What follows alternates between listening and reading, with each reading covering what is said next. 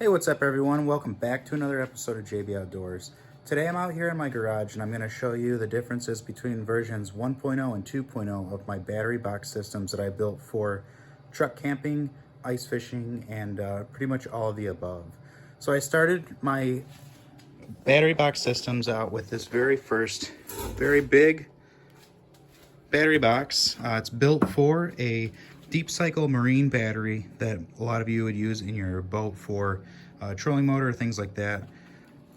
I am getting kind of away from this because it is 60 pounds weighs in at. So this is the original panel that came with it, and I kind of robbed each one of the switches and monitoring system for the panel.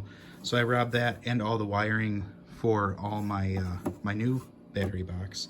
So battery box version 2.0, which you guys have not seen anything of yet. I grabbed an old toolbox missing one of the latches that I had.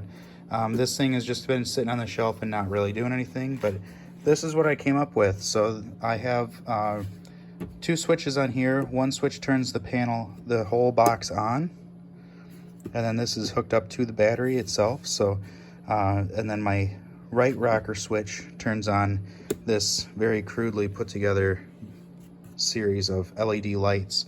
These are 13-watt LED lights bought off of Amazon, and you can buy a pair for like $8. So very inexpensive. You have a USB charging port, which is rated for 5 volts, 2.1 amps, which is pretty much the output capacity of the 7 amp hour battery that I have in this system. So I also have a little car charger port. A lot of people call that a cigarette outlet port, but we don't anymore. So here is what I have for wiring in this thing. What I did was from the panel from version 1.0. This was all wired in series and ready to go, bought off of Amazon.com.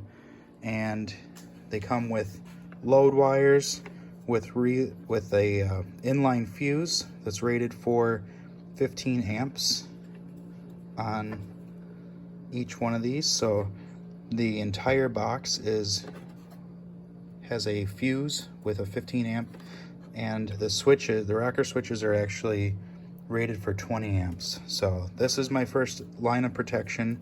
I used heat shrink, which you can see the darkened bits of this. I used all heat shrink connectors with everything. These are spade connectors that are all from the panel itself. So all this stuff, like I said, is from the panel and pre-wired. So I just was able to use all that. And then I bought these Mighty Max batteries from Amazon as well. I use Amazon a lot just because I can get everything really quickly, usually one day with Prime. So these are Mighty Max batteries. You can buy this battery right now as a 7 amp hour battery. Exactly what you see here. I found on Amazon for a total of $17.50 on sale. So $17.50 US on sale. Was an awesome deal. So like I said, guys, this is version 2.0, and I'm getting ready to build version 3.0, which will be a completely cleaner version of this, and I'm really excited about it. So I bought this little stackable storage container from Walmart. I found for $4.94. So plus tax, you're looking at a little over $5, which is awesome. So what's really neat about this box is possibly I may be putting 2 of these batteries wired together to make still 12 volt system. We're not going to wire them to make 24 volts. We'll just stick to 12.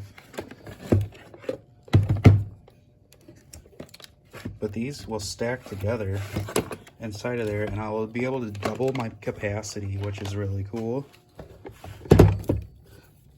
I'll have to pre-wire them before I drop them in the box, but it fits perfectly.